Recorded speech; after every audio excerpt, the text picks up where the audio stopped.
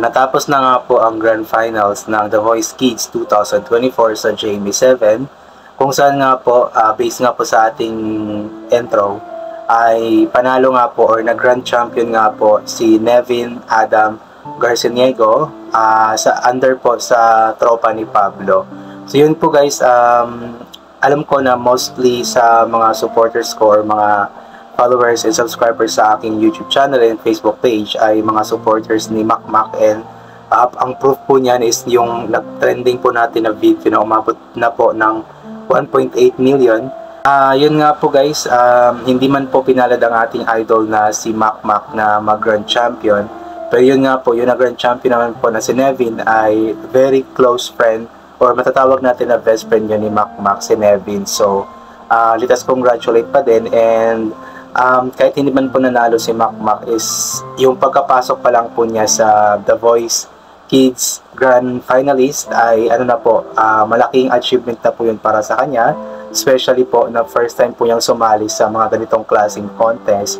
And imagine guys, sa first time niya pong sumali ng ganitong contest is automatic po siyang napasok as Grand Finalist. So malaking achievement na po yun para kay Makmak, and nakaka-proud po yun.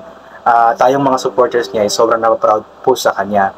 And pagdating naman po sa Grand Champion na si Nevin, and hindi naman po talaga natin may pagkakaila na talagang napakagaling talaga ni Nevin since from the start until na Grand Finals. Talagang yung lakas or yung galing ni Nevin is hindi nagbabago. Talagang mas lalo siyang gumagaling, kaya mas lalo siyang sinusuportahan ng mga tao. Kaya nga po mas binoto po siya ng mas nakakarami. And talagang napakaganda naman kasi ng boses ni Nevin. Talagang napaka-taas ng boses, napakagaling, napakalinis, may emosyon. Talagang magaling si Nevin guys. Hindi po natin may pagkakaila yan. Actually guys, hindi lang naman si Nevin or si Makmak magaling. Silang apat po na Grand Finalist ay magagaling po. The fact na nakaabot sila sa Grand Finals is ano na po, proof na po yun na talagang magagaling sila sa kanilang team. So pagdating sa team Believe kay Coach Belly, andyan nga po si Wences, tapos kay Stelbao naman si Hebron, then Jules Squad si Makmak of course, then si Nevin naman para sa tropa ni Pablo. So silang apat po guys ay deserve talaga na palakpakan, deserve na suportahan, deserve na mahalin dahil nga po mga magagaling silang pareho. Actually lahat naman silang sumali sa The Voice Lahat ng mga nag-blind auditions, lahat ng mga nakapasok sa blind auditions, lahat ng mga nakaabot sa semifinals, ganoon po. Talagang magagaling silang lahat. Talagang masasabi natin na napaka-talented ng mga Pilipino pagdating nga po sa kantahan.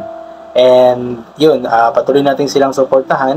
Kung makita man po natin yung kanilang mga Facebook pages or Facebook accounts sa Facebook or sa YouTube, isuportahan po natin kung ano man ang kanilang gagawin. And yung apat po guys na Grand Finalist, even though si Nevin lamang yung nagkaroon ng title, ay hindi po natin maipagkakaila na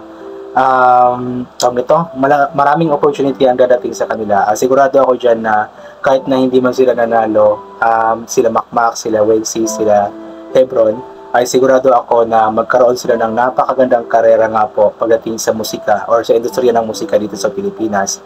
Kasi alam ko naman na hindi sila pababayaan ng JMA Network kasi magagaling naman talaga sila especially para kay Makmak, para sa akin kasi very vocal naman ako na talaga si Makmak yung sinusuportahan ko. Binoto ko nga siya sa naging botohan, pero yun nga, mas magaling pa, mas maraming suporta ang natanggap ni Nevin. So yun po, talagang talagang magkakaroon sila ng opportunity na sumikat. Kasi ganoon naman talaga, di ba?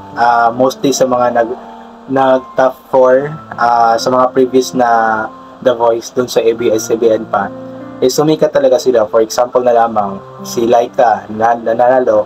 Tapos, I believe that time, ang first runner-up yata that time ay sino ba to? Nakalimutan ko yung pangalan yun, nasa Showtime ngayon.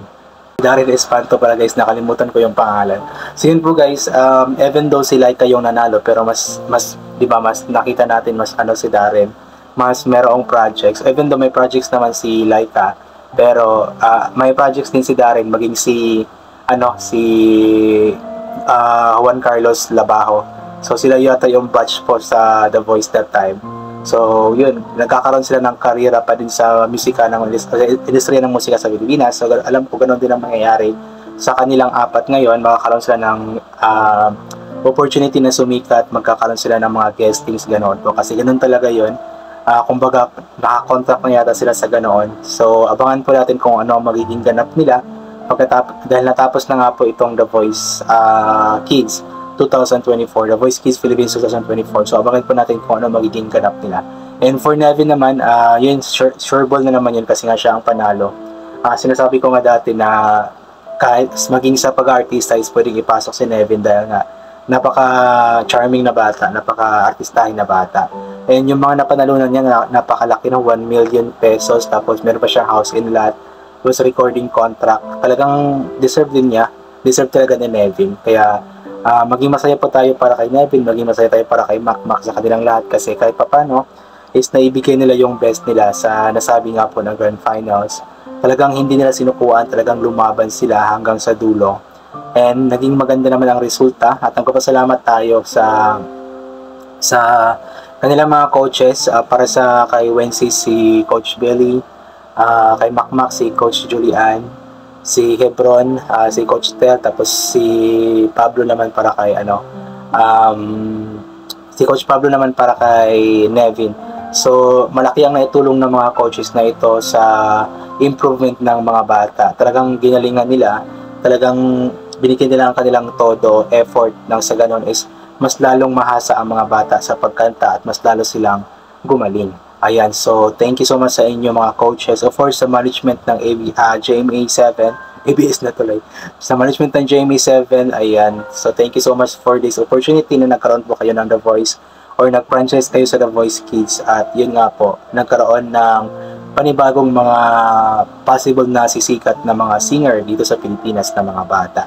And salamat din pala ako sa lahat ng mga sumusuporta sa kanila, especially po sa Mac Believers and sa parents ni Mac, especially sa mama niya na si Ma'am Florisa. Thank you so much, Ma'am. Thank you.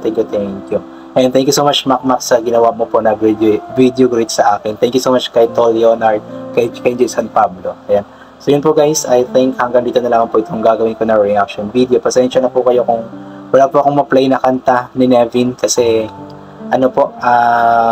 umiiwas lang po ako sa copyright kasi dati nagkaroon na ako ng intellectual property issue sa Facebook. So mahirap po mag-re-upload ng video na hindi sa atin. So yun, thank you so much and God bless po. Bye bye.